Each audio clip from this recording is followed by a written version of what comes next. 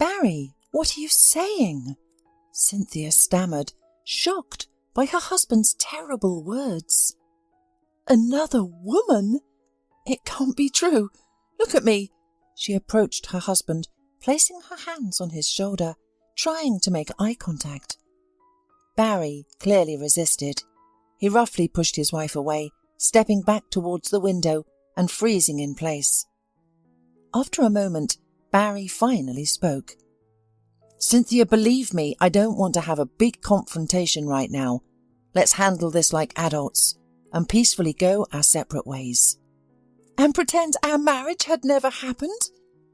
Tears flowed from Cynthia's eyes, her body shaking nervously and her head spinning.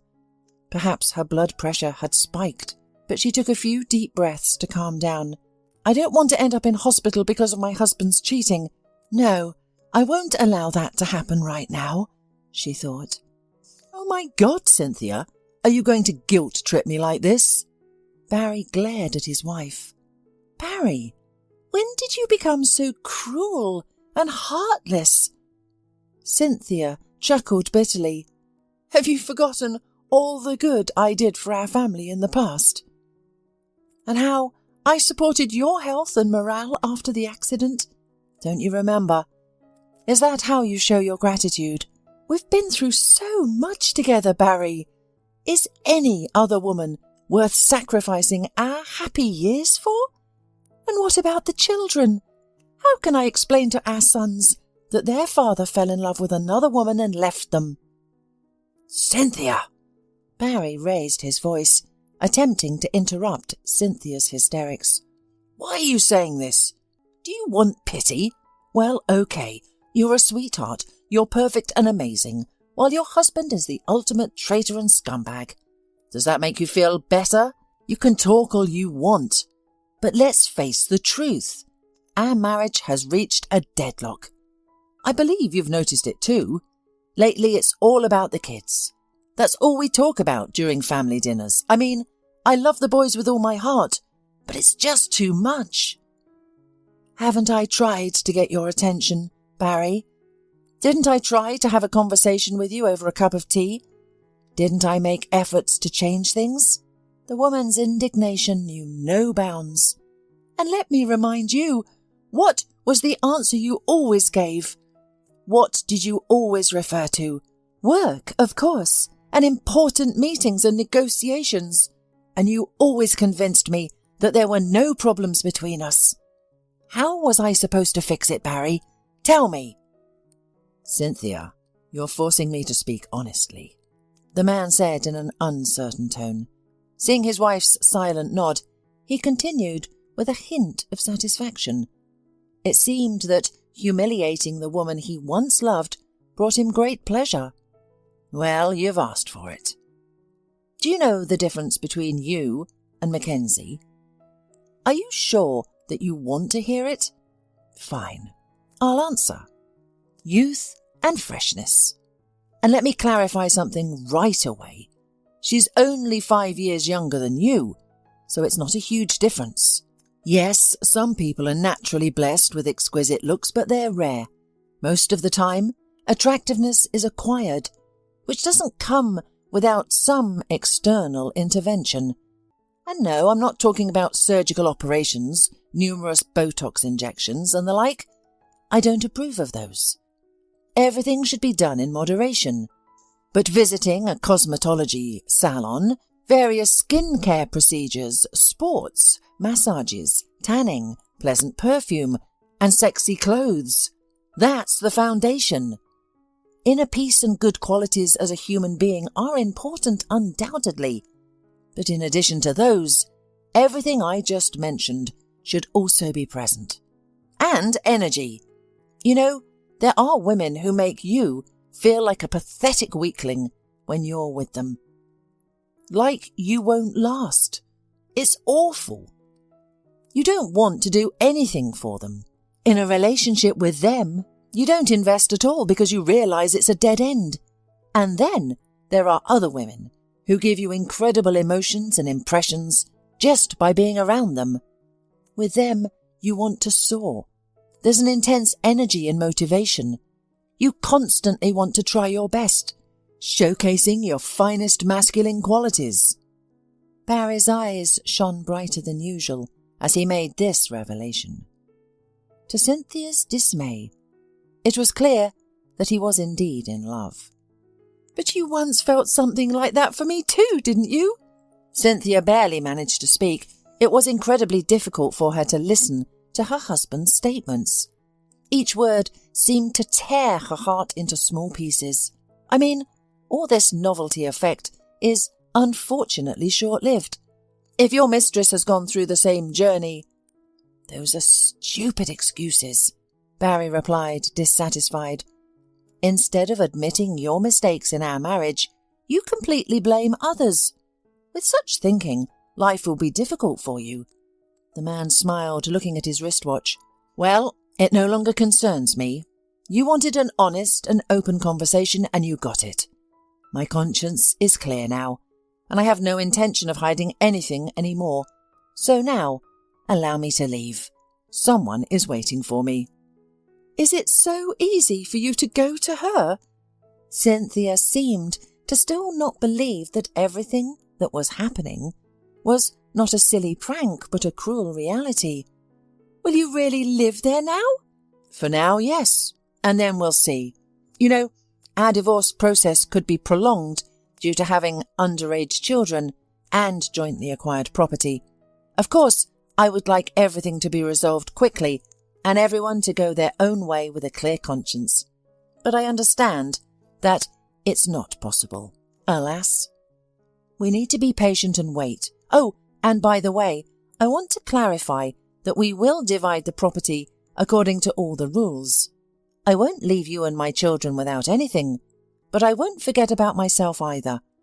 I won't be heroic and start a new life with just a hypothetical penny in my pocket. That's not my story. You'll have to remember, Cynthia, what it's like to work for a living. It seems you've only gotten used to taking care of the house and children." "You never cease to amaze me, Barry," Cynthia dryly replied, gathering all her strength. "Good luck in your new adventure. Please don't come back here without a good reason. And the children? I will tell them everything myself. It's a pity, of course, that you didn't find the strength to do it yourself. But it's okay, I'll manage on my own. I got used to it. That's what I've always loved about you, Cynthia, your independence." The man laughed and, casting a slightly guilty glance at his still legal spouse, left the apartment. Closing the door behind Barry and watching him from the window, Cynthia made her way to the bedroom and, firmly closing the door behind her, lay down on the bed. Absolute silence reigned. Only the ticking of the clocks, given to them on their wedding day, disturbed it. Cynthia usually loved that sound. It was as if it calmed her and created a special coziness in the room. And the fact that the clocks were given on such a wonderful day was very touching, a memory for a lifetime. Amazingly, despite being quite simple, these clocks had worked flawlessly for all 13 years of their marriage. And the batteries, by the way, were rarely changed by the spouses. "These are some miracles, Barry," Cynthia said it once with a smile on her face. "It feels like they're eternal." The man gently embraced his wife.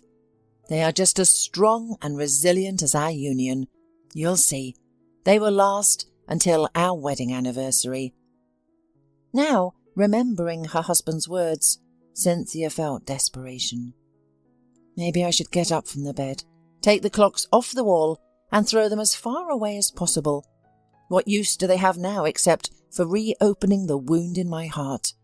Eternal clocks, eternal feelings. It's only a fairy tale for trustful adults. The woman was about to carry out her plan when she suddenly hesitated. Will it change anything now? No. It's a very foolish act. Besides, I can't bring myself to do it. It hurts. Oh, how it hurts. I wish I could fall asleep right now, Cynthia thought to herself. Yes, I would like to sleep so deeply that I wouldn't hear or feel anything. Otherwise, it seems I won't be able to cope with this pain and longing. Maybe I should take a sleeping pill. Why not? The neurologist prescribed them for sleep problems when I was being examined. Maybe I should take much more than the recommended dose. No one will notice the loss, probably. Who needs me anyway? But at least I won't suffer. Life without Barry is not joyful for me." A tear rolling down the woman's cheek instantly brought her back to reality. "But what about my boys? I can't leave them alone, can I? No, it's nonsense. My children are everything to me. I will endure everything for their happiness and well-being. And as for Barry, God will judge him. What else can I say?" Thinking about the children, Cynthia looked at the clock. "Okay, it's 2:00. I need to get up from the bed immediately and start getting ready." With all these love experiences and sufferings, she had forgotten that it was time to pick up her younger son from daycare and her older son from school. Luckily, these institutions were nearby. She would make it. In just 10 minutes, Cynthia was already standing in the hallway in front of the mirror, trying to fix herself up. However, the reflection left much to be desired. She had looked happy and relaxed in the morning, but now tears filled her eyes as she gazed at her own image. Her face had a stare of silent sorrow, and her shoulders slumped. "What a beauty!" Cynthia laughed hysterically. "Well, I'll cover up my hair with a hat, and my swollen eyes with glasses. It's sunny outside today, so no one will be surprised." Finally, Cynthia left the apartment and, taking a deep breath of fresh air, walked briskly to pick up the children. She could have used the car, but she didn't want to risk it. In her current state of mood, driving was extremely dangerous. Driving requires attention and concentration, and walking might actually help her recover faster. "Mum, why didn't you drive today?" asked Mark, the eldest son, as they entered the apartment. "Come inside quickly," Cynthia urged the children. "Don't stand in the hallway." "Is Daddy home?" asked Johnny, the youngest son, with curiosity. "First, go and wash your hands and change your clothes," the woman sternly ordered, wanting to divert the children's attention. "We'll talk about everything at dinner." Reluctantly, the sons began to do their tasks, and Cynthia, entering the kitchen, froze in bewilderment. What am I going to feed the kids if I haven't cooked anything all day? The meat, which she had taken out to defrost early in the morning, waited obediently for its turn.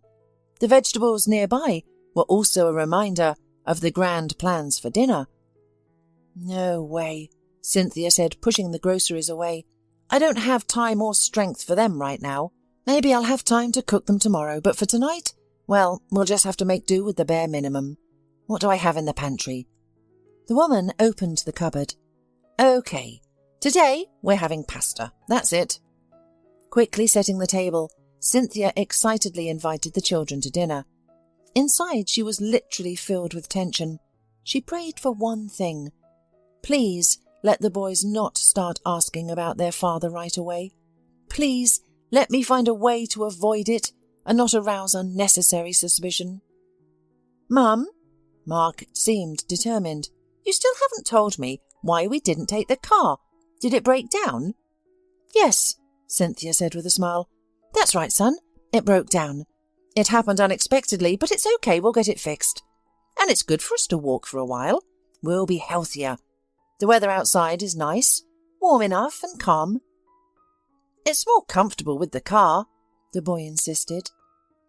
"Today I got an A. Do you want me to tell you about it?" said another son. "Yes, we'll listen attentively." The woman smiled again, but her chest ached with treachery.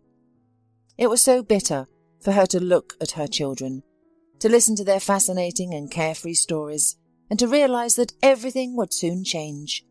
Soon, these boys, who held their father in such high regard, would be deprived of the opportunity to see him regularly. And, more importantly, how could she explain it to them?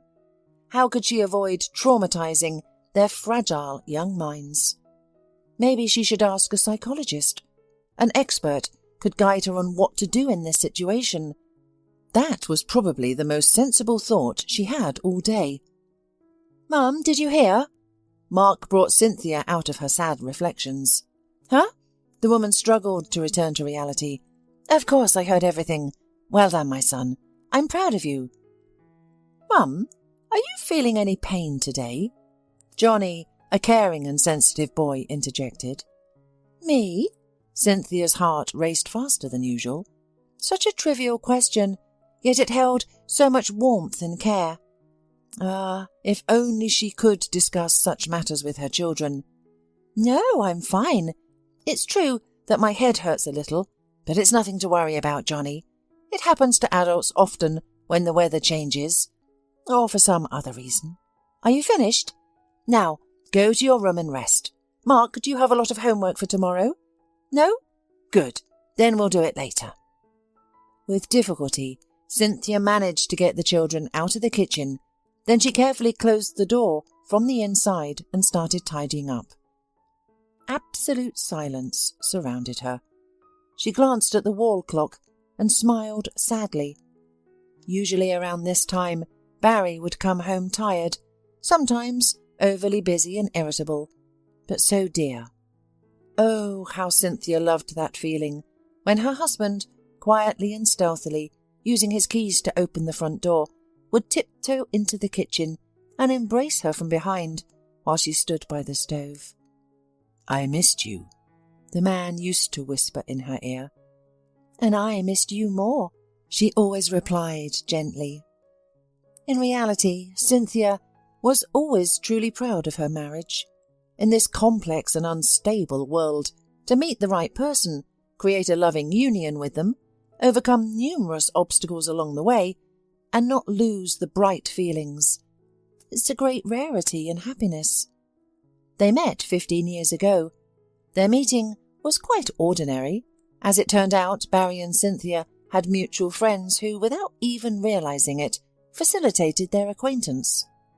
One warm July day, during a friend's birthday party, a true miracle happened. Barry, who was always shy, suddenly became bolder and more mature when he saw the smart and beautiful Cynthia. He was surprised, thinking that with common friends, he should have met her earlier. The well-mannered, kind and pleasant girl won his heart at first sight. Late in the evening, bidding farewell, he promised firmly that he would win her favour. She smiled and didn't take the cavalier's words seriously, and went home without suspecting how soon their lives would unfold.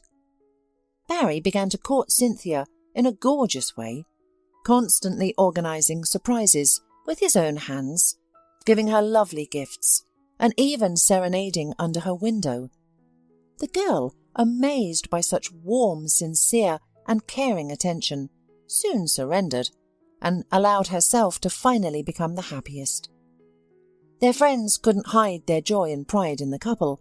After all, not many are ready for such seriousness at such a young age. "Mum, I'm getting married!" Cynthia exclaimed happily, returning home after another date with her beloved. "Oh, my goodness!" The woman even trembled in place upon hearing this news. "Is it true, my dear?" "Of course, Mummy. I even have an engagement ring." The girl proudly extended her hand to her mother, showing her the gift from Barry. "Everything is real, as you can see. Yes, I know that according to tradition, everything is done differently. He was supposed to come to visit us, ask you and Dad for my hand and heart, and only then make an official proposal. But we couldn't wait. Today, celebrating the day of our acquaintance, our feelings stirred so much inside us that we decided it's not worth delaying. We need to get married, start a family, have children and be the happiest." "That's commendable, of course, Cynthia," the woman said, embracing her daughter. "You are young, in love with each other, not foolish, capable and hard-working. I think everything will work out for you. The only thing I can say from my own experience is that relationships always require effort. Well, I mean, having feelings is not enough, my dear. You need to grow together spiritually. Do you understand? Life throws us all kinds of adventures at times. We shouldn't be afraid of them. On the contrary, in difficult moments, people should come together, defy everything, and move forward." "Mum, thank you, of course, for the advice," the girl gently began. "I will definitely take it into account, but I think it won't be necessary for us. From the very beginning of our relationship, Barry and I agreed on everything." "What, exactly, if it's not a secret?" The mother looked at her daughter with tenderness. "Well, we've sworn to discuss everything openly, not to hide any feelings, and to be open with each other. And of course, to be loyal and dedicated to our choice. Every day we must choose each other anew. Understand? We're going to surprise, delight, and love each other. I think that in that case, everything will be fine." "Of course it will, Cynthia." In a short time, the young couple tied the knot. Wanting to become independent and self-reliant as soon as possible, they rented a tiny apartment. "And how do you see our family in the future, say 10 years from now?" Cynthia looked affectionately at Barry. The man smiled. "I can imagine how we solved all our financial problems and became completely free and independent. We have our own apartment, cosy and spacious. Just imagine, Cynthia, how great it will be, and of course, we will realize our potential and earn a decent living. I will take care of everything else, so you focus on family matters. And of course, we have children. I am sure we will be great parents." "How wonderful that sounds," whispered the girl with tears of happiness in her eyes. "I would very much like for everything to come true." Whether Barry was such a lucky man, whose dreams really have a way of coming true, or the right actions brought the desired results, but after a while, the couple's lives began to improve rapidly. Barry found a job at a promising company where his skills were finally appreciated.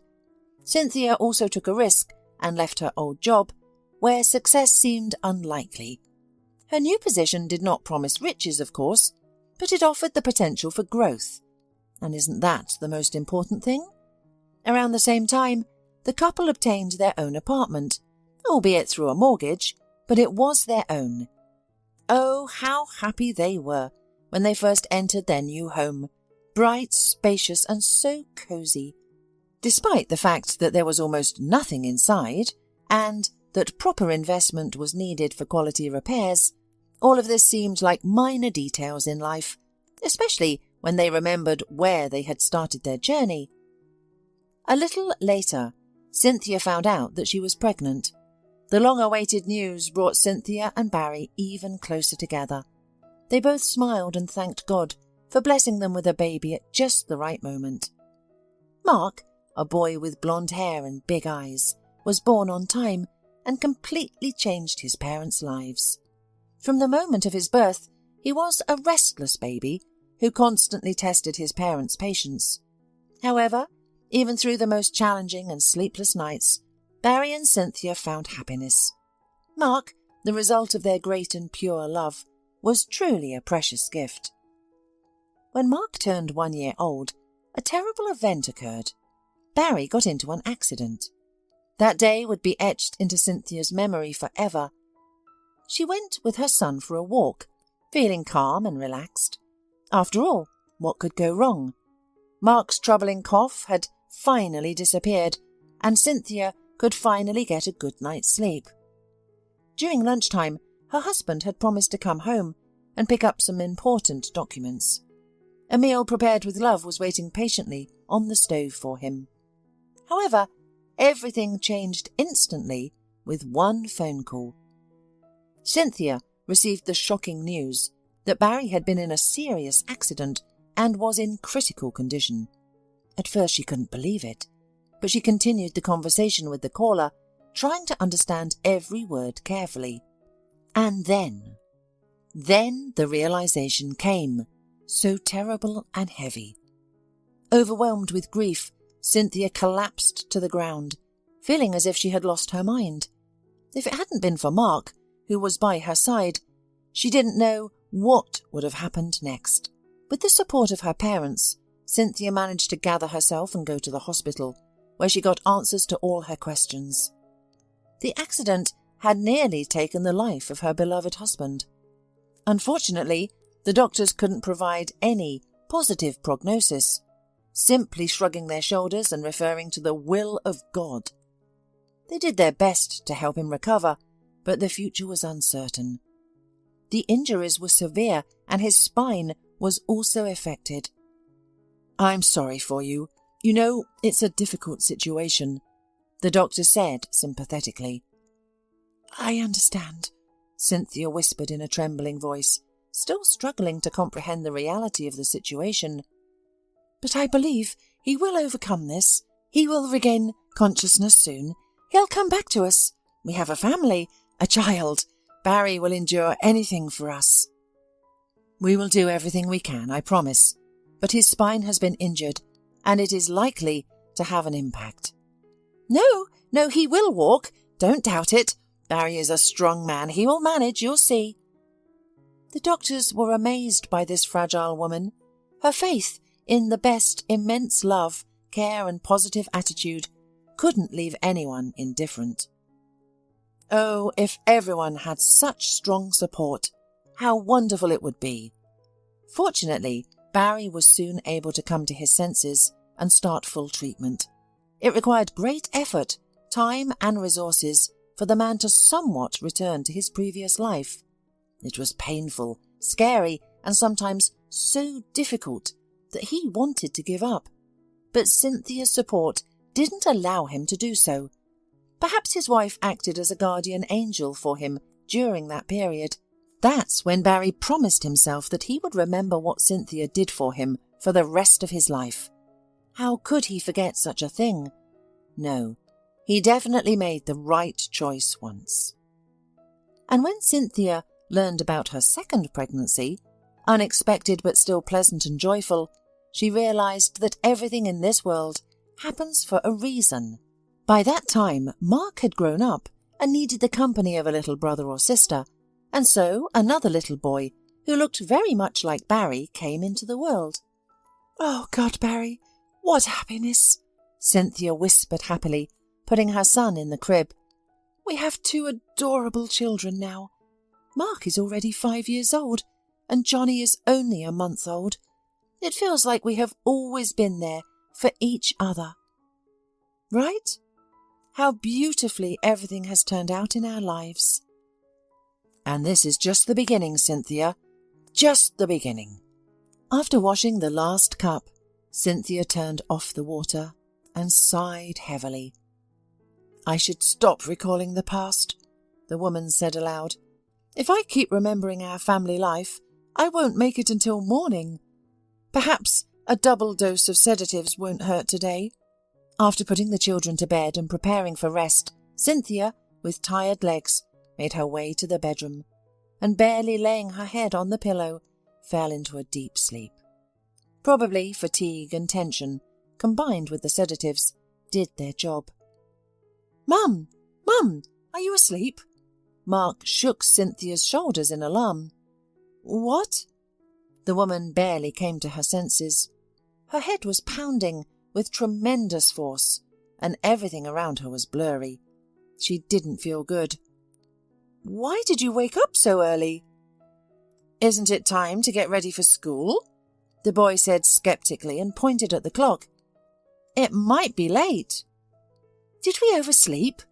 Cynthia decisively got up from the bed, but feeling dizzy, she returned to her previous position. "Mum, is something hurting you?" Mark seemed to notice every little detail. "No, everything is fine," Cynthia smiled weakly, and realizing that she couldn't handle everything on her own today, she decided to ask for help. "Hand me the phone, please. I want to invite your grandma over." Half an hour later, the frightened and worried woman arrived to help her daughter. Seeing her condition, she seemed to understand what had happened, but she didn't want to pry. First, she needed to help with her grandchildren. After preparing a quick breakfast, feeding and getting the boys ready, the grandmother practically ran them to the educational institution, and then, feeling considerably calmer, returned to her daughter. "Come on, Cynthia. Tell me what happened." Sitting on the bed, she asked gently, "Did you check your blood pressure? You look pale. If your head is spinning, maybe it's a seizure, huh? You had a hard time with headaches, my dear. And I always told you to seek treatment, to continue the examination, and not to neglect your health. But have you listened to me? You always think about others, never about yourself. I got nervous, apparently, Cynthia whispered in response. I took a large dose of sedatives at night. Maybe it has an effect like this. I don't know, Mum. Thank you for coming. You saved me. If it weren't for you... Cynthia's voice trembled, and unexpectedly for herself, she burst into tears. Honey, the woman tried to keep calm. First, let's measure your blood pressure. You'll take a pill if needed, and then we'll talk about everything. All right? Health comes first, don't forget.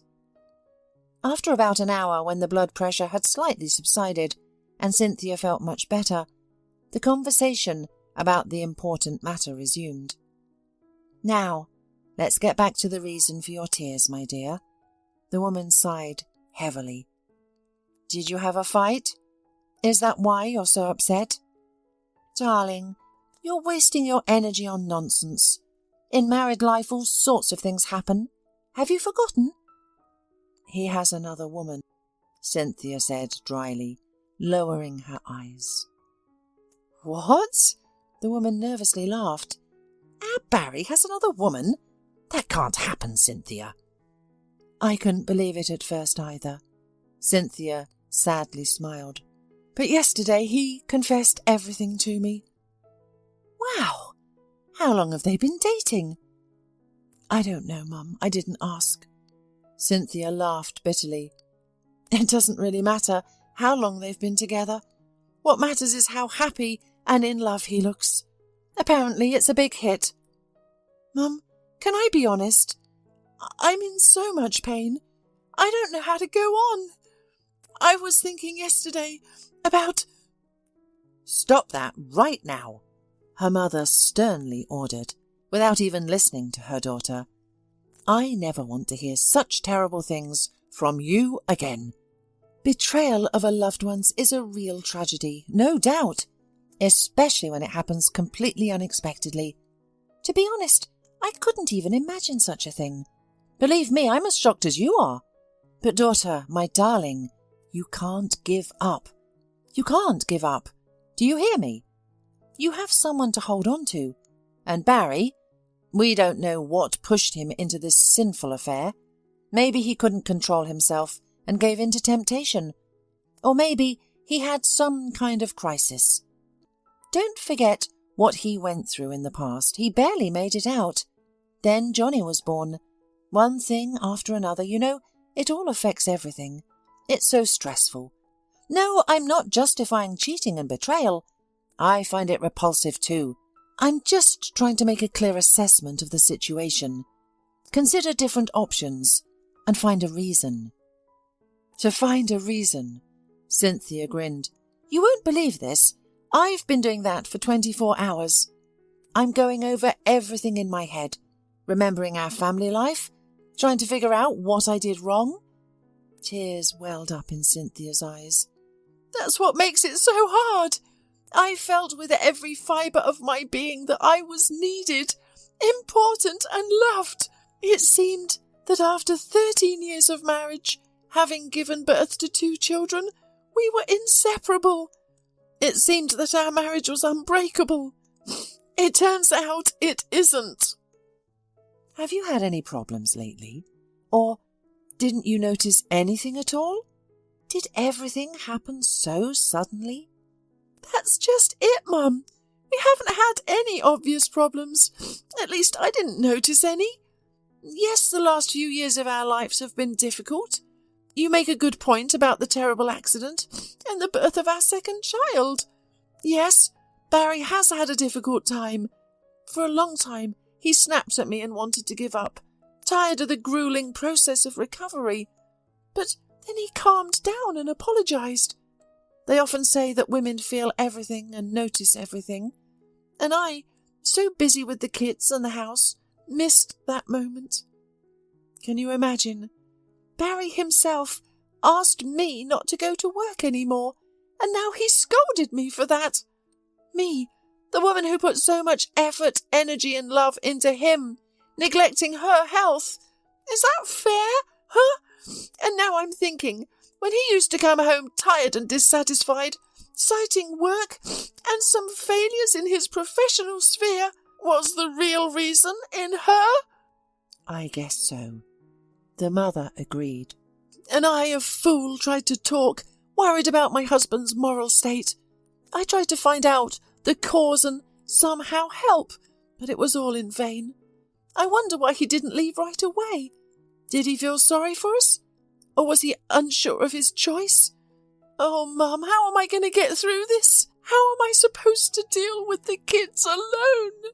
How do I help them in this situation? I don't understand anything.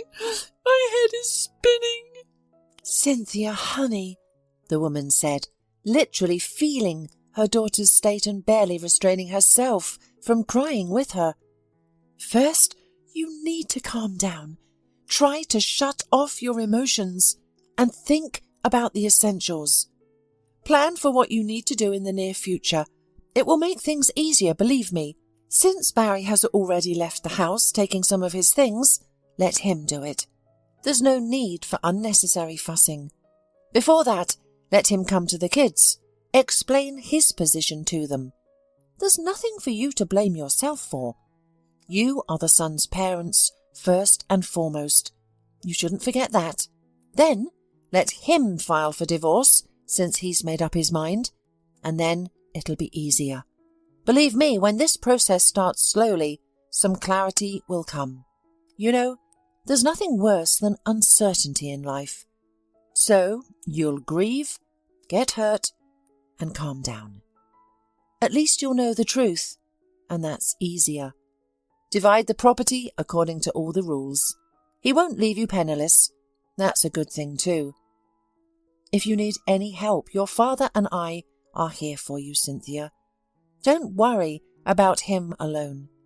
The most important thing is to regain your composure, become independent, and start looking for a job. Remember how much you enjoyed working for your company, and you always loved your profession, until family life took over. Now is the time to remember all of that. I'm so scared, Mum.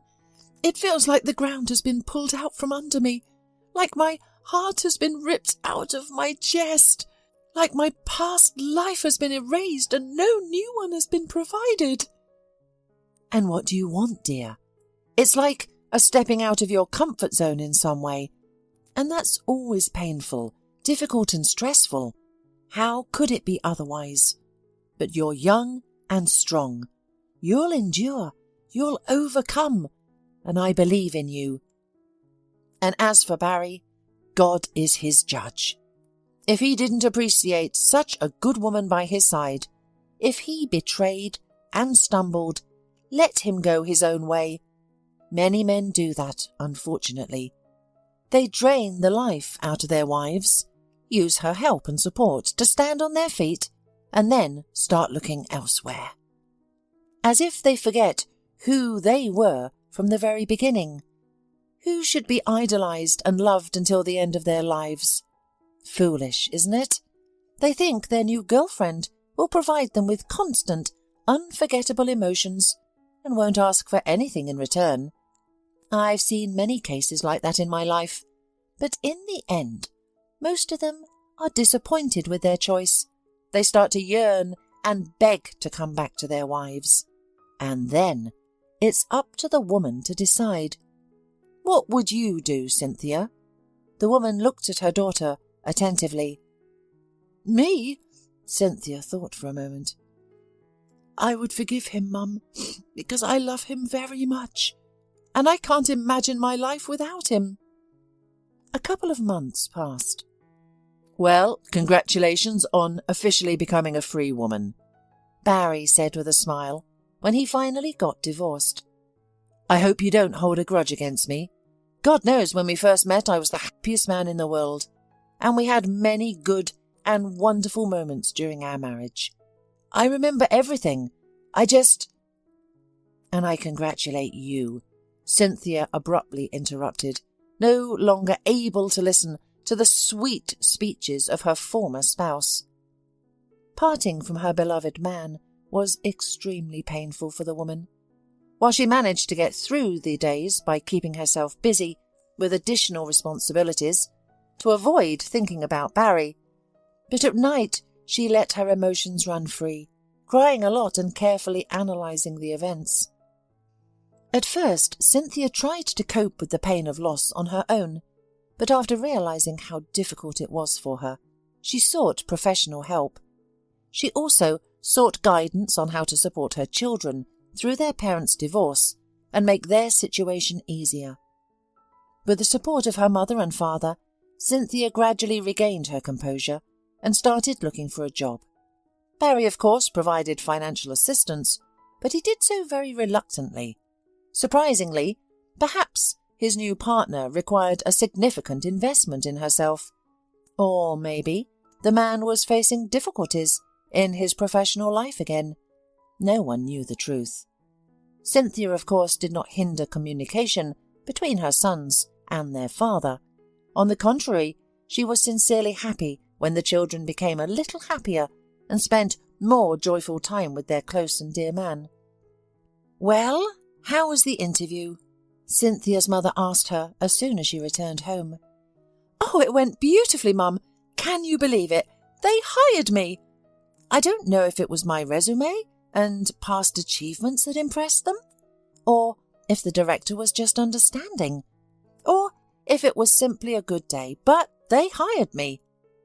"What good news!" The mother smiled. "My congratulations. Life is getting better, isn't it?" If only one job could make life better. Cynthia became sad again. Her heart still ached with terrible pain. "Time, daughter. Everything takes its time. Trust me." "Cynthia, aren't you going home yet?" a colleague asked in surprise. "It's already the end of the day." "Yes, I know." The woman smiled slightly. "I just decided to stay a little longer today. I need to double-check some documents. You know, things have been a mess lately." "I'm amazed by your attentiveness and responsibility," the colleague softly responded. "Honestly, I'm overjoyed that our company gained such a valuable employee 5 years ago. You have a lot of energy and diligence. I hope you know that. But please don't stay too long. After all, the kids are waiting at home, and you need to rest." "Thank you for your kind words." Cynthia was very pleased to hear such things said to her. Over the years, she had never once regretted joining this company. It had its difficult moments, of course, and sometimes felt incomprehensible, but overall, it was definitely worth it. After double-checking the last document and placing it in the folder, the woman smiled and breathed a sigh of relief. She straightened her shoulders and did a little exercise for her stiff back, a result of her sedentary lifestyle. She then turned off her laptop, switched off the light, gathered her belongings and stepped outside. The weather was simply wonderful, and her mood noticeably improved. "Cynthia! Well, you're finally free." A familiar voice suddenly sounded nearby. The voice of someone she couldn't easily forget. "It's me. Didn't you recognise me?" "Barry?" Cynthia whispered, struggling to look at her former spouse. They hadn't seen each other for several years, ever since the man decided to entirely change his life and move to another city. "What are you doing here? Why?" "I was looking for a chance to meet with you," Barry began awkwardly. "And actually, yes, I came back to my hometown. Our climate suits me better, and, well..." The man approached his former wife, his warm breath reaching her. And the scent. A scent she thought she had forgotten. Cynthia covered her eyes, desperately wishing to return to reality. "What do you think you're doing?" Cynthia asked sternly. "Did you have a fight with your beloved and decide to come running back? Did you think you could just disappear like that and then announce your presence in my life again? Do you think I've been waiting for you all this time?" "Cynthia, I was a fool," Barry said, looking straight into his former spouse's eyes. "I made the wrong choices in my life. I left and betrayed the most important people in the world. I don't know what came over me. It was like I was blindly driving. Can you hear me? I realized my mistake just in time. I know it's incredibly difficult to forgive. I understand that the hurt and pain will linger for a long time. But please, give me a chance to make things right. There's so much to try to compromise on. We've been through so much together. We have children after all. I deeply regret leaving my boys without a father's attention and involvement. I want to come back. I want to earn your trust again. Yes, I stumbled. You saved me once before. You were almost like my guardian angel. Save me again, please. Give me a helping hand. I really need you. I love you, and... That's enough, Cynthia whispered. Barry, that's enough. I can't listen to this. It hurts. Do you hear me? Just stop, for God's sake, and go away. Please, go away. You won't even give me a chance to make amends? Barry exclaimed, bewildered. Make amends? Do you really think, Barry, that life is so simple? Do you want to hear the truth? I loved you, and I loved you with sincere and pure love. I believed in you and our family until the very end. I even forgot about myself at times, giving everything I had to you. I thought it was right, logical, and natural. I'm a wife and a mother. What else could I be? But there was one thing I didn't consider then. Excessive love and care from a woman can sometimes work against her, making her dependent and vulnerable. It would be great if her husband realized this and never betrayed her. On the contrary, he changes the situation, lightens her load, helps her reintegrate into society, and is always there for her, loving and appreciating her. In our case, you did something terrible. You betrayed me. It was so cruel and disgusting. You completely disregarded our family, disregarded the happy years we had together, and put your own comfort and pleasure above all else. Do you remember how you left? How did you savour every word that hurt me so deeply? How you repeatedly humiliated me by telling me colourful stories about your feelings for another woman, comparing and devaluing me. And what about the children? Have you ever thought about how hard it has been for them all this time? Yes, people make mistakes, but not all mistakes, Barry, can be undone. Once upon a time, I believed that I would forgive you. Honestly, every night before going to bed, I prayed for reconciliation and for my husband to return to our family. Why? Because I loved you and couldn't imagine life without you. And now, when it seems like I have achieved what I wanted, when you are standing here next to me, tearfully asking for forgiveness, I know I can't. This betrayal has wounded my soul so deeply that it's irreparable. So, Barry, don't come here anymore. Don't seek a meeting. Your guardian angel is gone forever. Now, you have to deal with everything on your own. Having said that, Cynthia turned and walked away, her head held proudly high. She felt avenged. Hola, suscríbete a Historias Vitales para no perderte nuevas historias. Mi esposa había estado trabajando en su proyecto especial durante 4 meses ahora. No era su proyecto personal, pero ella era la persona principal y responsable de su éxito. El proyecto estaba diseñado para salvar a su empresa, Bixler Enterprises. Los últimos 4 meses habían sido difíciles porque se vio obligada a trabajar duro. Era importante tanto para ella como para la empresa.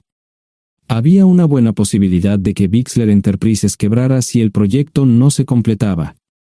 Sarah tenía una licenciatura de Albrecht y un MBA de Wharton. Era la más inteligente de la familia. Yo empecé a trabajar como mecánico de autos justo después de la secundaria y después de 21 años seguía siendo mecánico de autos. No me importaba porque me gustaba el trabajo y pagaba bien. Era suficiente para pagar la universidad de Sarah y criar a 2 hijos. No vivíamos lujosamente, pero estábamos bien. Los niños ya se habían mudado, y las cosas iban bastante bien con nuestros ingresos. Sarah quedó embarazada 3 meses después de casarnos a la edad de 18 años.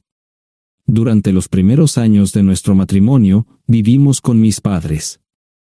Ellos tenían una gran casa vacía ya que 4 de mis hermanos se habían mudado.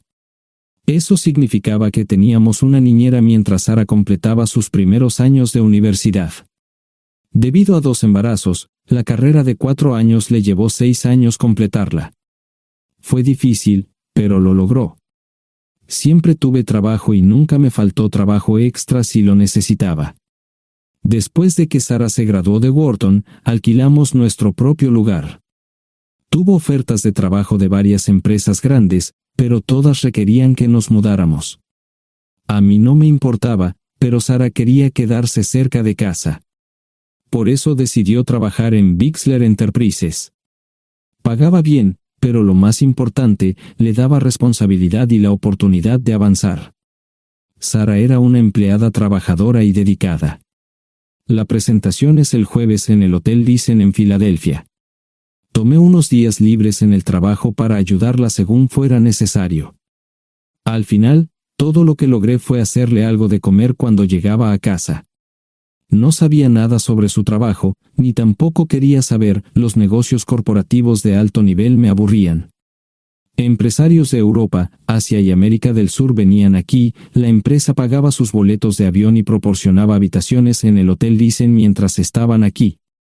Era caro como el infierno, y por algunas cosas que Sarah había dicho, la empresa estaba sobreestimando sus finanzas.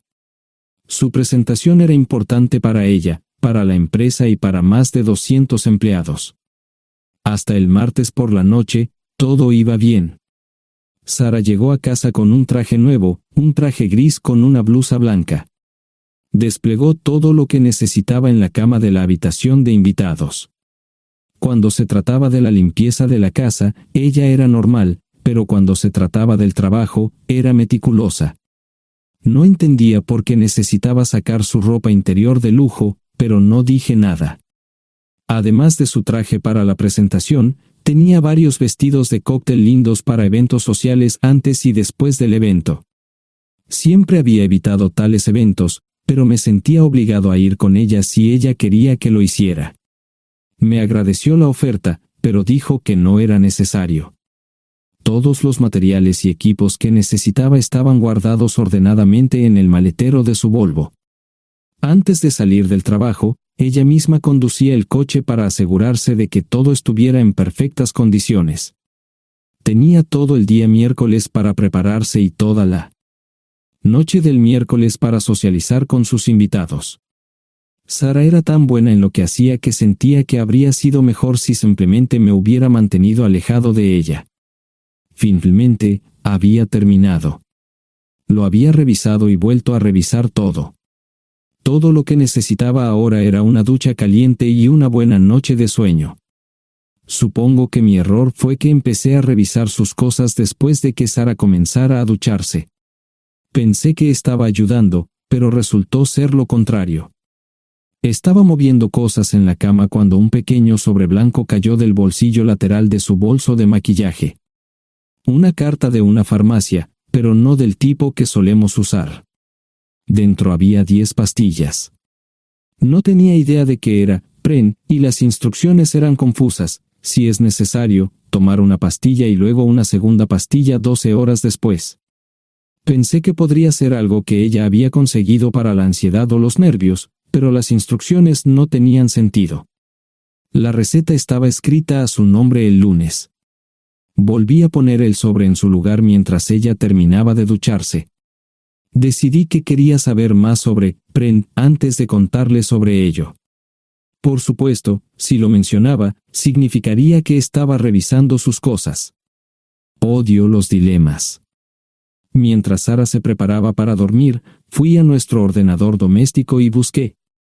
10 minutos después, me uní a mi esposa bajo las sábanas. Pasé toda la noche despierto, preguntándome por qué mi esposa había recogido una receta para la píldora del día después, especialmente después de que me hicieran una vasectomía hace 10 años. A la mañana siguiente, me levanté temprano, pero no estaba descansado. Di un largo paseo, esperando que despejara mi mente. Me dirigí hacia casa con reticencia, temiendo lo que podría hacer o decir cuando llegara allí. Mi hijo Joe se unió a la Marina después de la escuela secundaria y estaba en su primer año en San Diego. Nuestra hija Gloria se casó con su amor de la infancia el año pasado y acababa de mudarse a Dallas. Eso dejaba solo a Sara y a mí. Echaba de menos a los niños, pero esperaba envejecer con mi esposa. Ella era la única mujer que me había interesado, y ahora todo estaba.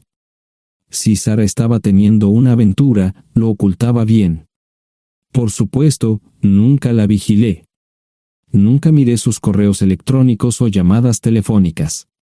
No tenía razones para hacerlo. No tenía forma de saber qué estaba haciendo en el trabajo o después del trabajo. Confiaba en ella completamente. Ion, ¿dónde demonios has estado? ¿Quieres huevos o algo? No, solo café. No me sentía con muchas ganas de hablar. ¿Qué pasa, cariño? Solo son 3 días. Puedes venir si quieres, pero te aburrirás como una ostra. No, realmente no quiero ir, pero odio dejarte sola. Me preocupo cuando no estás aquí. Es muy dulce, querido, pero estará bien. No voy a salir del hotel en todo este tiempo. Pasaré la mayor parte del día asegurándome de que la sala de conferencias esté lista, y esta noche tendré una agradable charla con nuestros posibles clientes. Mañana, probablemente ni siquiera tendré la oportunidad de ir al baño. Llegaré a casa lo más temprano posible el viernes. Te prometo un gran fin de semana si sabes a lo que me refiero.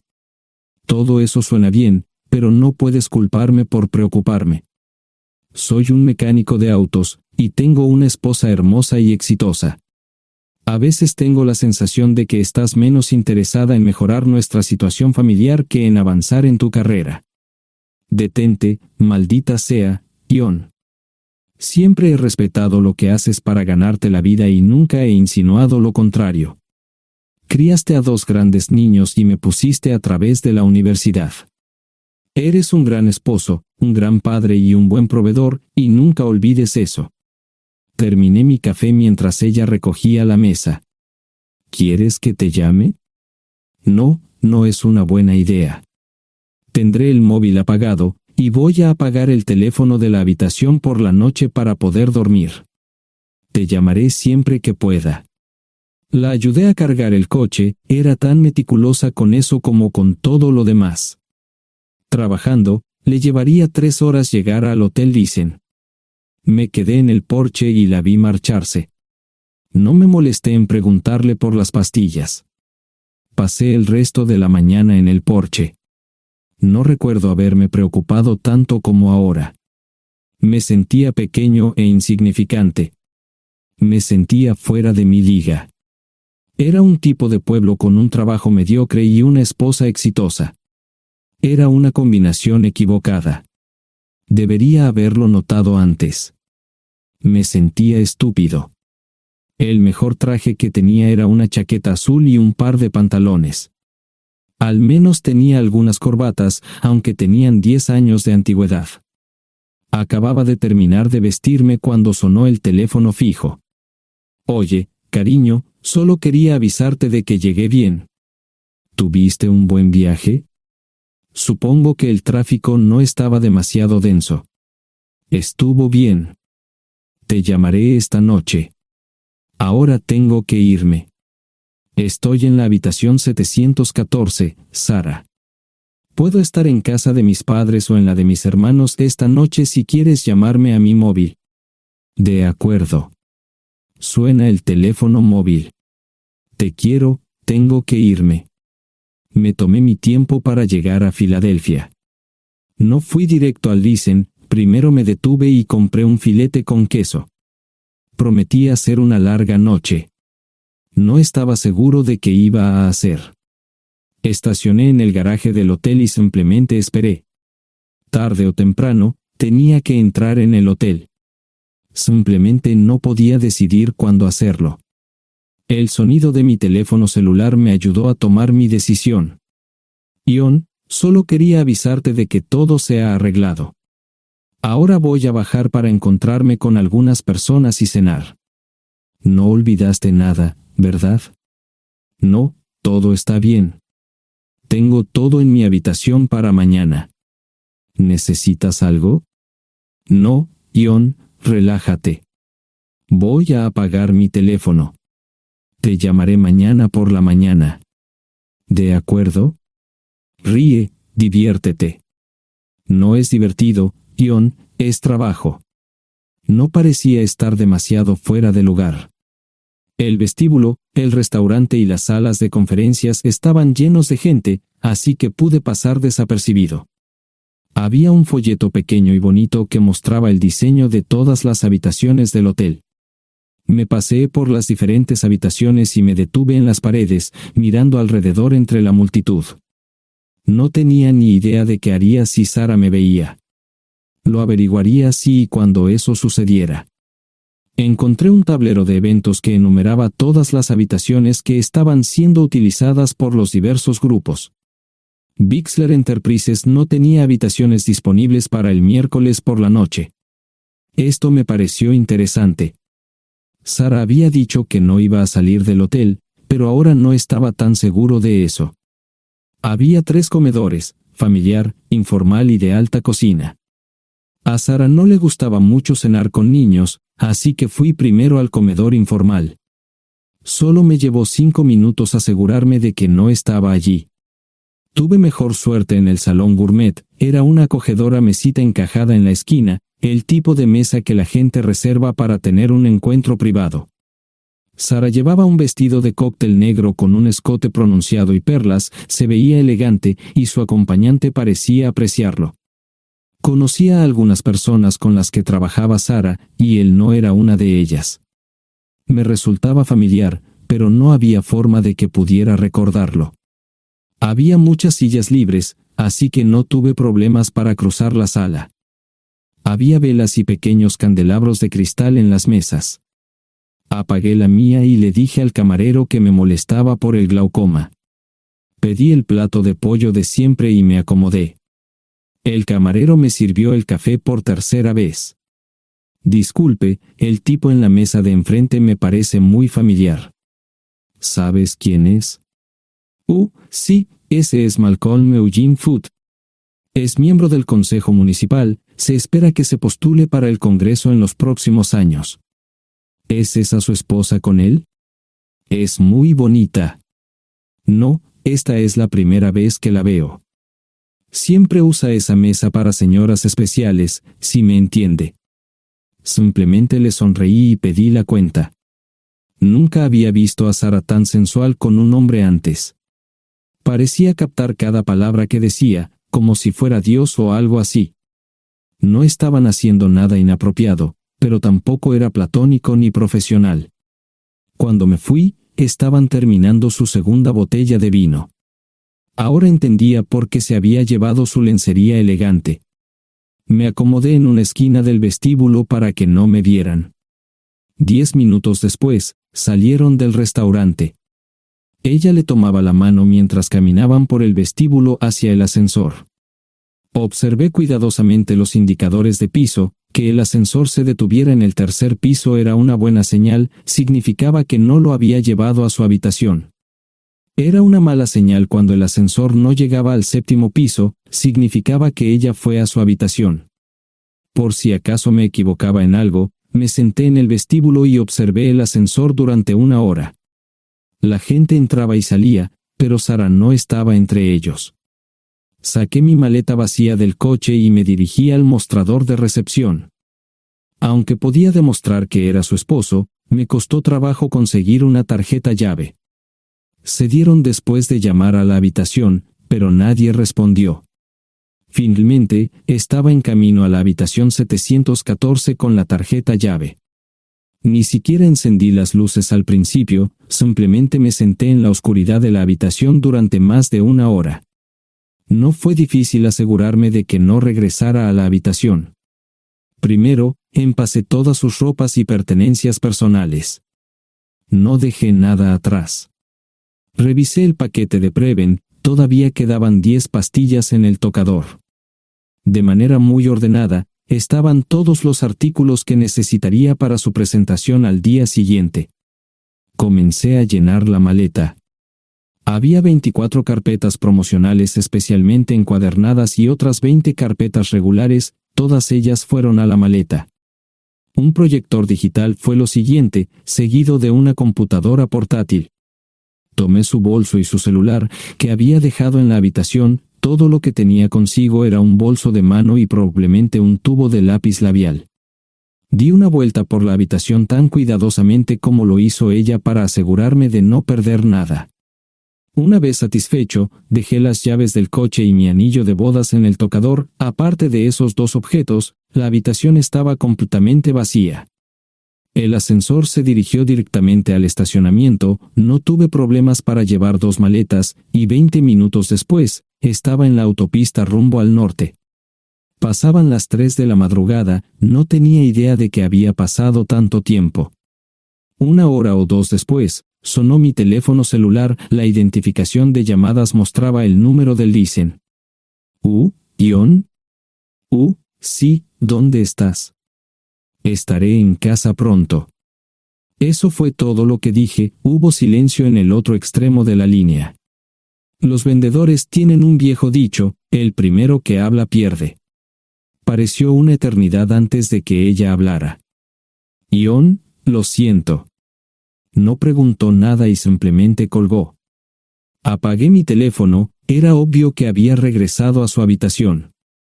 Más tarde ese día, tenía que dar una presentación que salvaría a su empresa y le daría un ascenso. Metí las maletas en el desván del garaje. Sara nunca iba allí y nunca pensó en buscar algo allí. Por supuesto, en este punto, estoy bastante seguro de que no importaba. Primero, recogí todas mis ropas y pertenencias personales. La mayoría de los hombres tienen sus propias herramientas, generalmente es un requisito para el trabajo. Pasé por la tienda, cargué las mías en el Subaru y recogí mi último cheque de pago. Para entonces, los bancos ya estaban abiertos, no tuve que hacer ninguna manipulación financiera complicada. Simplemente retiré todo el dinero de mis cuentas. Almorcé en Hagerstown, Maryland. Tenía suficiente dinero para vivir durante unos años, pero sabía que estaría buscando trabajo muy pronto. Sara y yo éramos parecidos en eso de que a ambos nos encantaba trabajar. La voy a extrañar. Pasé un par de horas en las cuevas del Uray y alquilé una habitación cerca de Whitwell. No tenía idea de qué iba a hacer. Era sábado, y me encontré sentado en el acuario de Chattanooga, observando la naturaleza que nunca había visto antes. Pasé unas horas simplemente relajándome y decidí que era un buen lugar para estar. Compré un pase anual para el acuario y, para la hora de la cena, tenía un lugar donde quedarme. Era un remolque móvil en el parque, pero estaba amueblado y era económico. No necesitaba mucho. La primera cosa que haría el lunes por la mañana sería conseguir un trabajo. Un buen hombre de mantenimiento siempre puede conseguir un trabajo, especialmente si está dispuesto a trabajar duro. Podría permanecer discreto hasta que fuera el momento de renovar mi licencia de conducir o las etiquetas del coche. Me preocuparé por eso cuando llegue el momento. El domingo por la tarde, llamé a Gloria. Me sentí obligado a informarle sobre lo que estaba sucediendo, pero Sara ya se lo había contado. Fue bastante franca con Gloria sobre lo que había pasado, dijo que había engañado, que la sorprendí, que me fui y que ella perdió su trabajo. Me sentí mal porque ella perdió su trabajo, pero ese era el precio que tenía que pagar. Le pedí a Gloria que le dijera a Josh lo que estaba sucediendo la próxima vez que hablara con él. También le dije que la llamaría aproximadamente una vez al mes para verificar cómo iban las cosas. No le dije dónde estaba. Para el mediodía del día siguiente, tenía un trabajo. En realidad, estaba a poca distancia del parque de remolques, con el Waffle House a mitad de camino. ¿Qué más podría querer un hombre? No sé cómo manejaron el papeleo, pero me estaban pagando $20 por hora sin hacer preguntas. Estaba feliz, y ellos también. Ni siquiera tendría que tocar el dinero que traje conmigo. Unos 2 meses después, Gloria me informó que Sara se había mudado de la casa y estaba viviendo con sus padres. Gloria no sabía nada más, pero estaba feliz de que estuviera estable y le estuviera yendo bien. Josh me llamó desde San Diego solo para informarme que iba a hacer un crucero. Era técnico en aviónica en un portaaviones, intentó explicar qué hacía exactamente, pero estaba más allá de mi comprensión. Nunca supe mucho sobre cosas técnicas. Ambos tuvieron cuidado de no decir nada malo sobre su madre, aprecié eso. Después de eso, todo siguió como siempre. Comencé a hablar con Gloria al menos semanalmente, Josh y yo comenzamos a enviar correos electrónicos regularmente. Gloria hablaba regularmente con Sara, pero decía muy poco sobre lo que estaba haciendo o dónde estaba. Nunca presenté la solicitud de divorcio, y parece que Sara tampoco lo hizo. Tengo una licencia de conducir de Tennessee y las etiquetas en el Subaru. Comencé a frecuentar un bar local un par de veces al mes y tuve encuentros casuales, 2 mujeres se alternaban como mis compañeras nocturnas regulares. No buscaban compromisos, y yo tampoco, parecía funcionar bien para todos nosotros. La vida era buena. Eso fue hace mucho tiempo, y gradualmente olvidé a Sara. Con el tiempo, el Subaru comenzó a darme problemas, había olvidado cuánto tiempo había pasado. Tenía más de 200,000 millas. Estaba reflexionando sobre esto con una jarra de cerveza un día cuando me di cuenta de que habían pasado casi 5 años desde que me fui de casa. Mantuve un contacto cercano con ambos hijos, Gloria ya tenía 2 hijos propios en este momento y quería que los visitara. Josh casi se casó con una mujer tailandesa, pero en el último momento, se negó. Por lo general, trabajaba 6 días a la semana y usaba el domingo para recuperarme del sábado por la noche, no había ninguna buena razón para que alguien llamara a la puerta de mi remolque a las 6 de la mañana de un viernes. Su grosería fue recompensada por un hombre medio desnudo abriendo la puerta, los calzoncillos del día son repugnantes, y la dama en la puerta, juzgando por la expresión en su rostro, estuvo de acuerdo conmigo. Ella apartó la mirada, pero su compañero no parecía impresionado. Norm habría usado pantalones, pero en un momento como este, los invitados me molestaron. Estamos buscando a John Terrell. No los conozco. Me llamo David Simmons, y esta es mi esposa Mara. Tenemos un problema y esperamos que nos puedas ayudar. Lo siento mucho, no trabajo a altas horas de la noche. Si necesitan algo relacionado con su auto, tendrán que ir a la tienda. Esto provocó varias miradas en blanco y finalmente una respuesta. No tiene nada que ver con tu trabajo, es más un problema personal. ¿Podemos entrar? El interior del remolque lucía desordenado, rara vez tenía invitados, así que rara vez lo limpiaba. Incluso mis novias insistían en que fuéramos a su lugar. Hagan como en su casa, déjenme ponerme los pantalones enseguida. Al entrar en el dormitorio, dejé la puerta abierta solo para mostrarles lo hospitalario que soy. También me puse una camisa. ¿Les gustaría tomar café? Solo tomará unos 10 minutos. Aparté algunas cosas del sofá para que pudieran sentarse, no hubo respuesta a la pregunta del café. Tenemos una hija adoptiva de 4 años y otra de 2 que necesita un trasplante de médula ósea y esperamos que nos puedas ayudar. Estamos dispuestos a pagarte si es necesario. ¿Con mi médula ósea? No, queremos usarla y estamos dispuestos a compensarte por cualquier inconveniente. Creo que quieren comprarla. Estaba actuando como un listillo, y de repente me di cuenta de ello.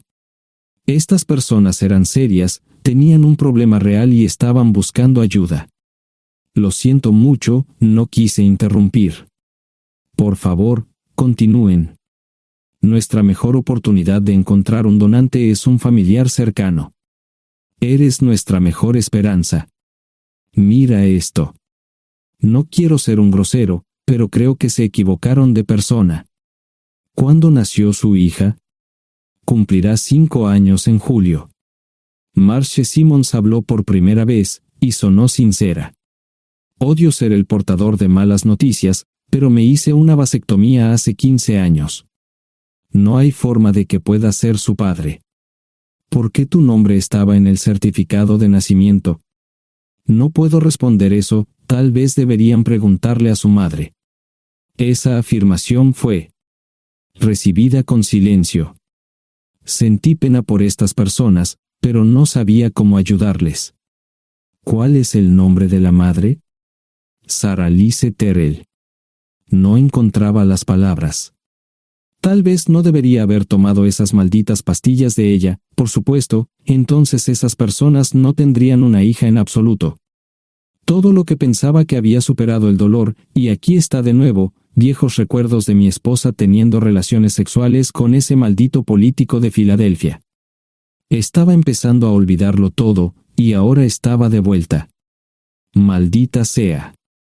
Ahora entiendo y pido disculpas por mi grosería e insensibilidad. Haré todo lo que esté en mi poder para ayudarles. En primer lugar, porque no puede Sara hacerse un trasplante de médula ósea. Médicamente, no puede. ¿Por qué no? Es madre, tiene que ser una donante adecuada. Ella es una donante adecuada, pero está demasiado enferma. Los médicos se negaron siquiera a considerar utilizarla. ¿Enferma de qué? Está muriendo de insuficiencia hepática. Le quedan menos de 6 meses de vida. Esto no tiene sentido. Siempre ha estado perfectamente sana. Además, no creo que un hígado enfermo le impida donar médula ósea. El hospital no aceptará su firma en el formulario de consentimiento.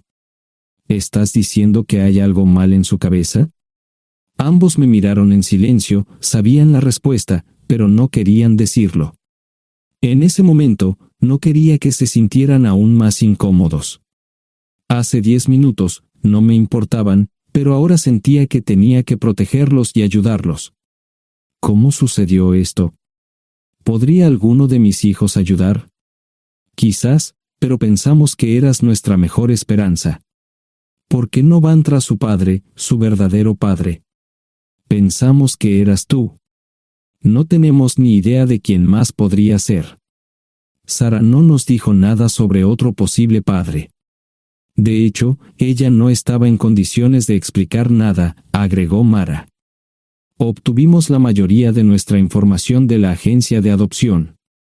Tuve que preparar café y hacer pis, permítanme un momento. Dejé a mis invitados sentados mientras preparaba el café.